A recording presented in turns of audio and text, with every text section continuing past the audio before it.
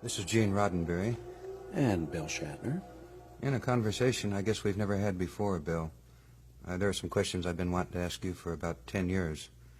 One of them is, how much of Bill Shatner is Captain Kirk? Well, Gene, the act of putting on a television show, a television series, is such a back-breaking, all-encompassing task. The hours we put in are so enormous that to be able to make up a character and sustain that for the years that we did it would be impossible, I think, for anyone, but certainly impossible for me. So what essentially comes out is William Shatner himself, as himself, saying the lines that were written for me to say in a situation that I was placed in. I think that the people you see on television playing leads in television series, that's what they're like. When people ask what is so lead on a television show, what you're seeing is what you're getting.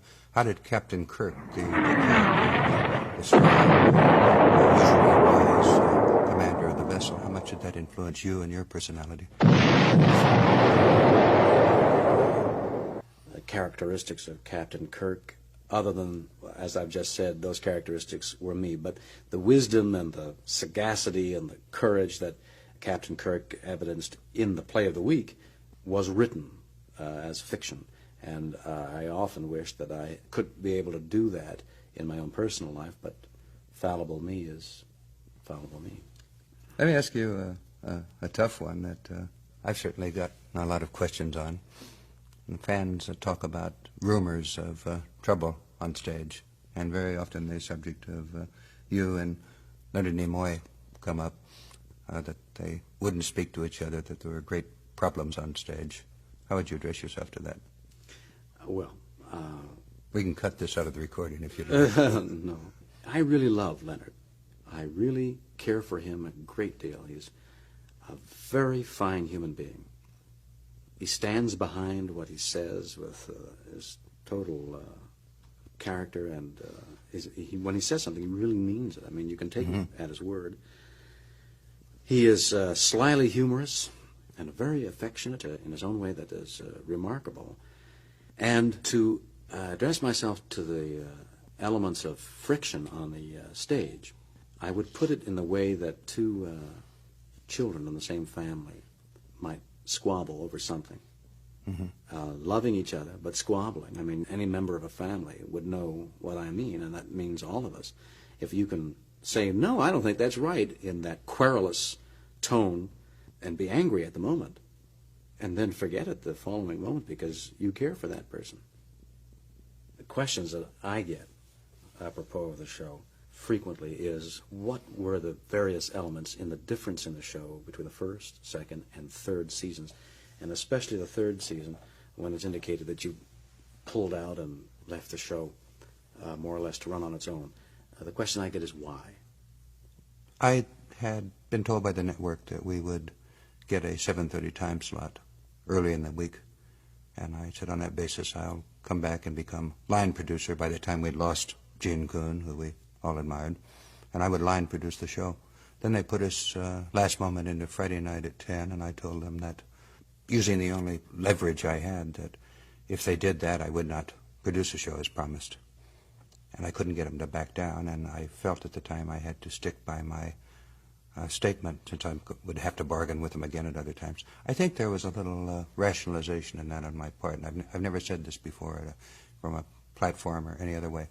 I think also what was affecting me at that time was enormous fatigue. I think maybe I was looking for an excuse to get out from under the fight that I had not just been having for 2 years, but really for 4. Right. As you recall, we'd made first pilot, turned down a second pilot, and then 2 years of production. So I think there was some rationalization there. I think the fatigue had just caught up. If you had it to do over, what would you do, and also how would you fight that element of fatigue? I think I would come back and produce it the third year myself if I had it to do over. I'm not taking a backhanded slap at the people who did produce it the third year, who line produced it, because obviously when you bring a producer in and you're going to let him produce it, you've got to let him do it his way, and I think his way or their way was somewhat different than our way the first two, so it did look different. If we went back and did Star Trek on television over again. What things in it would you like to see changed? Well, I think we had the right combination when there was an underlying meaning in the show. Mm-hmm. A premise in a this premise case. Upon which was based an action-adventure story, which was entertaining. And the action-adventure was based on a real kind of human situation whereby our family of characters were involved in a very human way, so that it elicited emotional responses from all of us, which solved the problem in an active way. And there was a resolution to the premise as well. Those were our best shows. And when we varied from that, we made some mistakes, I think. Mm-hmm. I think one fan comment we got during the third year quite often was, how come Captain Kirk gets a new girl every week? Well, he uses up the old one. Boys will be boys. You know, Bill Shatner was often teased on the set about Captain Kirk's many romantic conquests. Well, I can assure you, Lieutenant Uhura was not one of them. Not that he didn't try.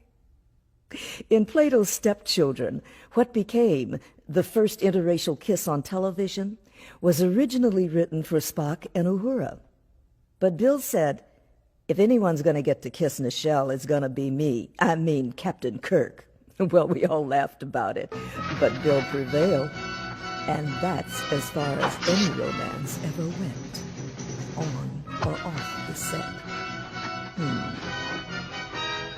One of the many striking features about the series was its vast array of sound effects. In the course of their conversation that follows, Gene brings up the subject and quizzes Captain Kirk. Bill. Bill, I'm going to order some sound effects and see if you remember what they are. All right. Oh, I remember that one. We're aboard the U.S. Enterprise. Hey, there's my chair. I'm going to sit on it. Hold on a second. Okay, you're there. It still the bridge is around you. Yes. You are Captain Kirk. I am Captain Kirk. We've gone back to the 20th century, and you're Captain Kirk with this incredible power at your disposal. Yes. We have a world down there that Roddenberry and Shatner live on, which Yes. is unfair, intolerable, full of violence, bias, and so on. Yes. What would you, as Captain Kirk, do to change this? Let them suffer. I mean it. If they can't work out their problems, if Captain Kirk and the Enterprise has to solve their problems, we'll have to make frequent visits. Seriously. I think that the theory of non-interference, which is stated time to time,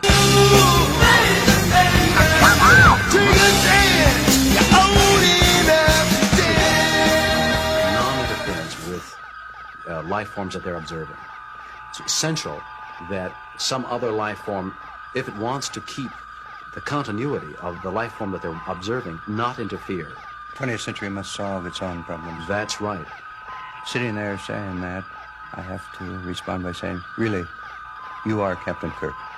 You better believe it, Gene Roddenberry. And now, get off my bridge. Scotty, ahead. Warp factor 1.